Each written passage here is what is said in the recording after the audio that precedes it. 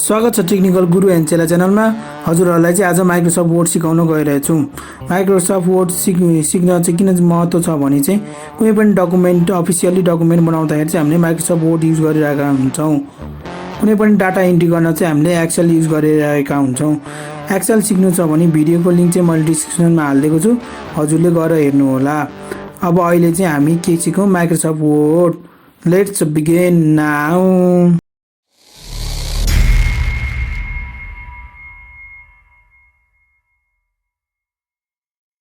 पहिले तपाईँ सर्च बटनमा जानुहोस्। विन्डो 11 हो भने चाहिँ तपाईँको सर्च बटन यहाँ हुन्छ। विन्डो 10 9 भयो भने चाहिँ हाम्रो लेफ्ट साइडमा हुन्छ सर्च बटन। सर्च बटनमा गएर चाहिँ WORD वर्ड टाइप गर्नु होला। वर्ड टाइप गरेपछि वर्डलाई इन्ट्री गर्नु होला। इन्ट्री गरेपछि हामी ब्ल्याङ्क डकुमेन्टमा जाउँ। ब्ल्याङ्क डकुमेन्टमा गएपछि हाम्रो यहाँ धेरै कुराहरू छ। जस्तै अब हाम्रो सबैभन्दा पहिला क्विक एसिस टुलबार, यसलाई के भन्छ, क्विक एसिस टुलबार। यसलाई टाइटल बार भनिन्छ। यसलाई मिनिमाइज म्याक्सिमाइज क्लोज बटन भनिन्छ। यसलाई ट्याब बार भनिन्छ। यसलाई रिबन बार भनिन्छ। यसलाई स्ट्याटस बार भनिन्छ। स्ट्याटस बार भनिन्छ। स्ट्याटस बार भन्ने हो। अनि त्यसपछि हाम्रो आयो स्क्रोल बार भनिन्छ। स्क्रोल हामीले स्क्रोल गर्न सक्छ तल माथि। अब यसलाई चाहिँ जुम हामीले ठुलो गर्न सक्छ, सानो गर्न सक्छ। जस्तै सबभन्दा पहिला हाम्रो क्विक एसिस टुलबार। क्विकली हामीले कुनै पनि काम गर्न सजिलो हुनको लागि राख्नलाई चाहिँ क्विक एसिस टुलबार भनिन्छ। जस्तै हामीले यो चाहिँ नयाँ डकुमेन्टको लागि हो।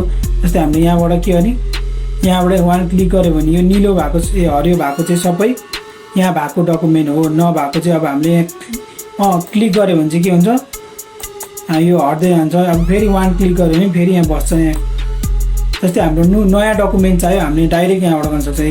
अब यो थिच्नेबित्तिकै हाम्रो डकुमेन्ट 1 छ, डकुमेन्ट 2 मा जान्छ। नयाँ डकुमेन्ट चाहिँ खोलिसक्यो हाम्रो।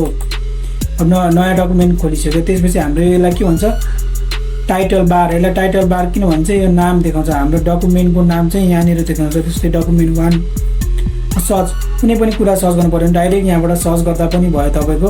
अनि यसलाई चाहिँ क्विक किन यसलाई मिनिमाइज म्याक्सिमाइज गर्न मिल्छ, यसलाई चाहिँ त्यही भएर मिनिमाइज म्याक्सिमाइज क्लोज बटन भनेको हो। अनि ट्याब बार, ट्याब बारमा चाहिँ हाम्रो विभिन्न किसिमका ट्याबहरू छन्। जस्तै हाम्रो इन्सर्ट ट्याबमा गयो भने रिबन बारमा चाहिँ डिफ्रेन्ट अप्सनहरू चाहिँ देख्न सक्छौँ। ड्रइङमा गऱ्यो भने त्यही अनुसार चाहिँ अप्सनहरू देख्न सक्छौँ। होममा जाउँ। अनि त्यसपछि हाम्रो यहाँबाट अब हाम्रो स्ट्याटस बार। स्ट्याटस बारमा चाहिँ हामीले अब जस्तै इक्वल टु RAND अनि ब्र्याकेट ओपन ब्र्याकेट क्लोज गरेपछि हाम्रो यसरी चाहिँ वर्डहरू आउँछ। हाम्रो अब वान पेजमा छ यो वर्डहरू। कति वर्ड छ, 239वटा वर्डहरू छ। यहाँबाट हामीले चाहिँ स्क्रोल गर्न सक्छौँ यसरी। अनि जुम गर्न पऱ्यो भने चाहिँ हामीले यहाँ जाने। अब हाम्रो जुम गर्नु पऱ्यो, कति 200 गर्नु पऱ्यो, यहाँबाट गरिने हुन्छ। न त यहाँ म्यानुअली गएर हामीले अब 200 टाइप गर्नुभयो भने भयो।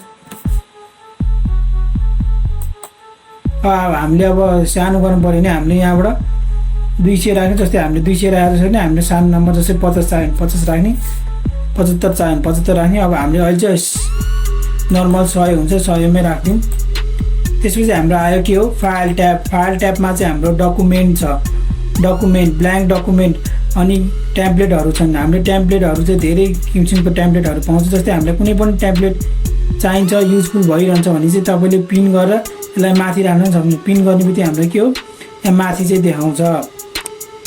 माथि देखाए चाहिँ हामीले अब कुनै पनि अब हामीलाई युजफुल चलाउनु पऱ्यो, कसरी चलाउनु त, हामीले जुन तलको माथिको जसरी चलाउनुको लागि चाहिँ हामीले क्लिक गर्ने। क्लिक गरेपछि हाम्रो के हो भने क्रिएसनमा जाने।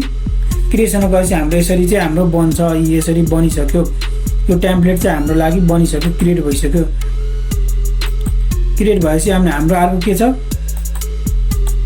अब न्यूमा जाउँ। न्यूमा गएपछि हाम्रो ब्ल्याङ्क डकुमेन्ट। अब हामीले यो डकुमेन्ट चलाइरहेको छ, चलाउँदा हामीले नयाँ डकुमेन्ट चाहियो।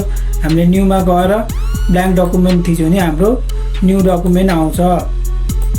त्यसपछि हामीले कुनै पनि रिसेन्टली युज गरिरहेको डकुमेन्ट चाहिँ हाम्रो यहाँ देखाउँछ। यसरी होम ट्याबमै देखाउँछ। अब हाम्रो ओपन चाहिँ के छ भने कुनै पनि डकुमेन्ट तपाईँले पहिल्यै सेभ गर्नुभएको छ, त्यो चाहिँ अहिले अब काम गर्दा चाहियो भने चाहिँ हामीले यहाँबाट डाइरेक्ट खोल्नु मिल्छ। अब डिस्पिसीमा छ भने डिस्पिसीमा गएर खोल्ने।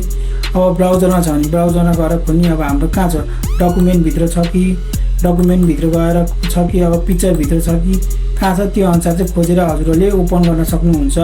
अब एड अ प्लेस भने चाहिँ अब कुनै तपाईँले क्लाउडमा राख्नु भएको छ वान ड्राइभ अनि वान ड्राइभ फर बिजनेस अब यसमा राख्नु भएको छ नि यहाँ देखाउँछ। अब हाम्रो आयो इन्फर्ममा चाहिँ हाम्रो पहिला सुरु के हो अलवेज रिड अन्ली मात्र गऱ्यो भने चाहिँ हाम्रो के हुन्छ भने हाम्रो जस्तै यसलाई सेभ गऱ्यो सेभ गरेपछि हामीले कहाँ राख्यौँ सेभ गर्ने अब हाम्रो सेभ चाहिँ कसरी गर्ने सेभ एजमा गयो नि हुन्छ सेभ एजमा गएर अब डिस पिसीमा गएर हामीलाई कहाँ सेभ गर्नु मन लाग्छ सेभ गर्नु मन लाग्छ जस्तै डेस्कटपमा सेभ गर्नु मन लाग्छ डेस्कटपमा सेभ गरेर हामीले नाम चाहिँ जे राख्नु हुन्छ जस्तै अब note office note OFFIC office note NOT note भनेर सेभ गऱ्यो सेभ गरेपछि हाम्रो के हो सेभ भयो भनेर देखाइसक्यो। एकचोटि फेरि खोलौँ अब हाम्रो नोट कहाँ छ अफिस नोट यहाँ छ यास गऱ्यो भने चाहिँ हाम्रो के हो रिड अन्लीमा मात्र खोलिसक्यो डकुमेन्ट चाहिँ रिड अन्ली। जस्तै हामीले अब कुनै पनि यहाँबाट टाइप गऱ्यो हुन्छ यसरी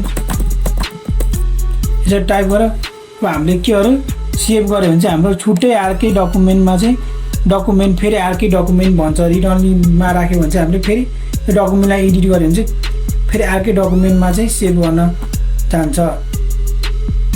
अब हामी फाइल टाइपमा जाउँ फेरि फाइल टाइपमा गएर चाहिँ हाम्रो के छ अब इन्फर्ममा जाउँ।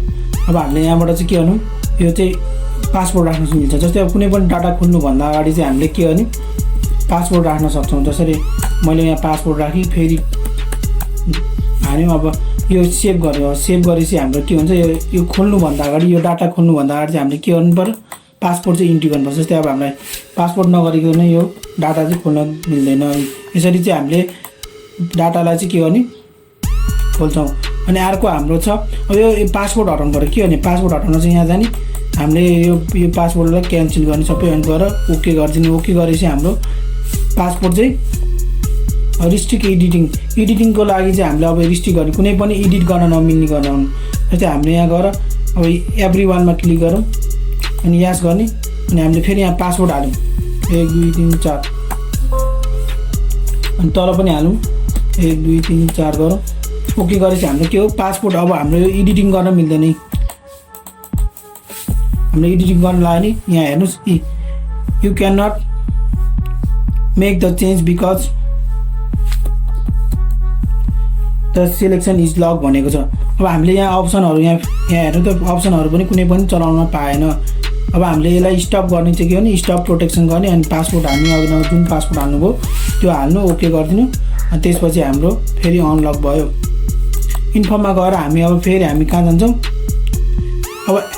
अब रिस्ट्रिक्ट अब कुनै पनि हाम्रो यो नेटवर्किङ कम्प्युटर कुनै नेटवर्किङ कम्प्युटरमा छ भने तपाईँको अब फाइलहरू सेयर गर्दा चाहिँ हामीले एडिट गर्न नदिने कपी गर्न नदिने प्रिन्ट गर्न नदिने त्यो फाइललाई त्यसरी चाहिँ हामीले म्यानेज गर्न सक्छौँ। एड डिजिटल सिग्नेचर चाहिँ एड गर्ने हामीले अब डिजिटल सिग्नेचर एड गर्ने अब कुनै पनि डाटा चाहिँ कम्प्लिट भइसक्यो अब डकुमेन्ट चाहिँ अब पुरा भइसक्यो भने चाहिँ मार्क एज अ फाइनल गर्ने हो त्यति हो। अनि हामीले कुनै पनि इस्यु छ भनेर हेर्न चाहिँ यहाँबाट चेक गर्ने हो यसरी अब हाम्रो कुनै पनि इस्यु छैन यसरी हाम्रो केही समस्या छ कि भनेर हेर्ने हो। अनि त्यसपछि हाम्रो के छ अर्को चाहिँ हाम्रो अब चेक एसिबिलिटी अब चेक एसिबिलिटी भने चाहिँ अब हाम्रो यहाँ केही पनि समस्या दिएको छैन अब केही पनि छैन इरर। अब हामीले कुनै पनि इन्सर्ट गरौँ पहिला साइजहरू इन्सर्ट गऱ्यो भने हामीले त्यसलाई चाहिँ के गर्नुपर्छ नेमहरू दिनुपर्छ नभए चाहिँ के हुन्छ हाम्रो यहाँ इरर देखाउँछ। अब हाम्रो यो चाहिँ अब इरर हटाउन चाहिँ हामीले के हो नि यहाँबाट मार्क एज अ डेकोरेटिभ भनेर गऱ्यो भने चाहिँ हाम्रो इरर हट्छ वा नाम कुनै पनि नाम दिनु पर्यो यो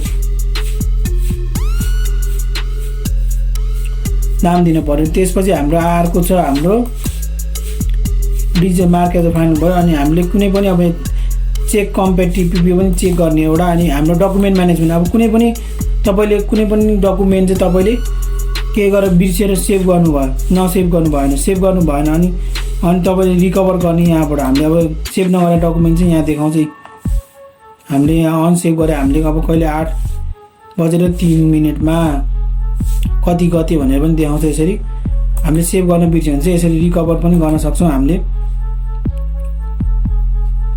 अब सेभ गर्न त मैले अघि नै सिकाइछु। अब हामीले सेभ एज गरेर कुनै पनि अब हामीले कहाँ सेभ गर्ने हो त डकुमेन्ट अब हामीले डेस्कटपमा सेभ गर्ने हो कि ब्राउजरमा गएर कुनै ठाउँमा अब सेभ गर्ने हो कि हैन कुन ठाउँमा चाहिँ सेभ गर्ने हो त्यो अनुसार चाहिँ अब हामी डेस्कटपमै जाउँ डेस्कटपमै गएर फेरि सेभ गरौँ डकुमेन्ट यसलाई 2 भनेर चाहिँ सेभ गरौँ त डकुमेन्ट 2।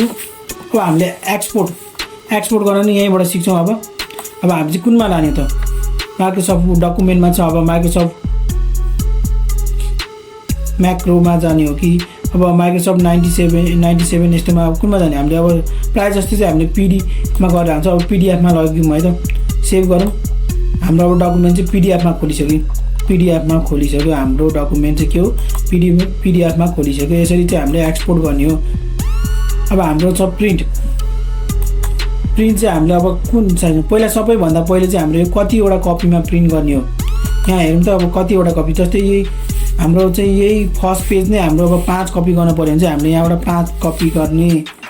अनि हामीले चाहिँ प्रिन्टरको नाम, हजुरको प्रिन्टरको नाम के छ त्यसमा कनेक्ट गरेको अब कुनमा छ त्यो अनुसार चाहिँ यहाँ प्रिन्टरको नाम देखाउँछ। यहाँ चाहिँ अब पेज, हाम्रो यो पेज चाहिँ अब कतिवटा हाम्रो यहाँ 4वटा छ। कहिलेकाहीँ 2वटा मात्र गर्नुपर्ने हुन्छ, अनि 1/1,2 गर्ने यसरी गरे नि हुन्छ। कहिलेकाहीँ 10वटा हुन्छ, 5वटा चाहिँ गर्नुपर्ने हुन्छ, अरू नगरे नि 5वटा मात्र प्रिन्ट गर्नुपर्ने हुन्छ। यहाँबाट हामीले म्यानेज गर्ने। प्रिन्ट अन 1 साइड, अब हामीले प्रिन्ट गर्दा चाहिँ हाम्रो के हुन्छ, हामीले प्रायः जस्तो 1 साइडमा मात्र गरेर हुन्छ। अनि अलि धेरै प्रिन्ट गर्नु छ भने चाहिँ म्यानुअली हामीले दुईटै साइडमा बोथ साइड, अब अगाडि पनि पछाडि पनि प्रिन्ट गर्नलाई चाहिँ हामीले म्यानुअली बोथ साइड गऱ्यो भने दुईटालाई प्रिन्ट गर्न सक्ने भयो। अब हाम्रो यो साइज पेपर चाहिँ हाम्रो के हो ल्यान्डस्केपमा छ। हामीले चाहिँ अब प्रोटेक्टमा, जस्तै हाम्रो अब यो यसरी हाइट बढाउन चाहिँ हामीले यसरी प्रोटेक्टमा लानु पऱ्यो। यसरी हामीले ल्यान्डस्केप चाहिँ यसरी देखाउने, यहीँ देखाउँछ। अब हामीले सेलेक्ट गर्नुभन्दा अगाडि यसरी हेरेर सेलेक्ट गर्दा पनि भयो।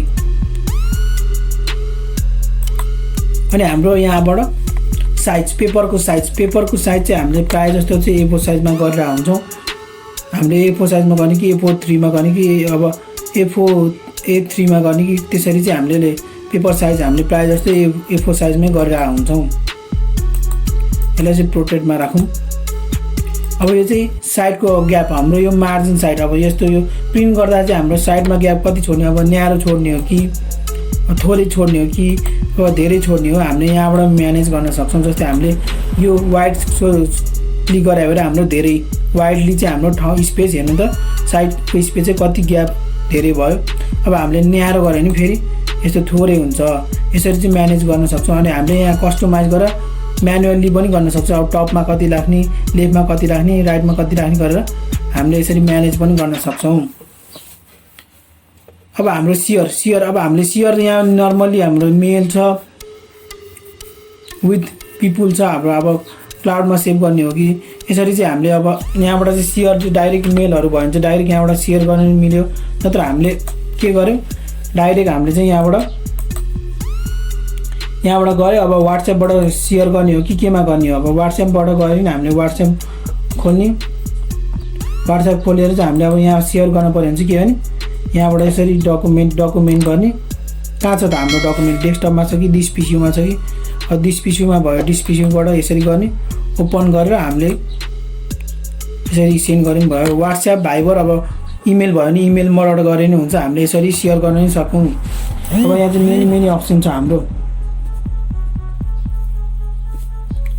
हामीले जुनबाट सेयर गरे नि हुन्छ, यहीबाट गर्नुपर्छ भन्ने छैन। अब एक्सपोर्ट हुने मैले अब सिकाइहालेँ। अब यहाँ चाहिँ थोरै अप्सन छ। हामीले अब सेभ गर्दा चाहिँ हाम्रो सेभ गर्दाखेरि चाहिँ हाम्रो धेरै अप्सनहरू छ। जस्तै हामीले अघि सेभ गर्दाखेरि यहाँ हेर्नु, अब एक्सपोर्ट गर्दाखेरि हामीले पीडीएफमा अघि मैले गरेर देखेँ हाम्रो धेरै अप्सन चाहिँ यहाँ छ। यसरी हामीले जुनमा गरे नै हुन्छ एक्सपोर्ट। क्लोज भने चाहिँ यो अब डकुमेन्ट चाहिँ हामीले जुन खोलेको त्यसलाई चाहिँ क्लोज गर्ने हो। एकाउन्टमा चाहिँ अब हाम्रो कुनै पनि माइक्रोसफ्ट वर्डको अब अफिसियल प्याकेज लिनु भएको छ नि यहाँ देखाउँछ। अब हामीले अर्को के काम गर्न सक्छौँ भने म्यानेज सेटिङ गर्ने छ। अनि हामीले यहाँ चाहिँ कलर चेन्ज गर्न पनि सक्छ। यसरी अब यसरी कलर चाहिँ चेन्ज पनि गर्न सक्छौँ। यहाँबाट ब्ल्याक भयो भने ब्ल्याक, वाइट, यसरी हामीले कलर चेन्ज पनि गर्न सक्छौँ। अनि फिडब्याक, हामीले कुनै पनि फिडब्याक सेन्ड गर्न सक्छौँ यहाँबाट। यो अप्सन चाहिँ हामीले पछि गर्छौँ। अप्सनमा चाहिँ धेरै कुराहरू छ, यो चाहिँ हामीले पछि गर्छौँ। आजको लागि यति नै।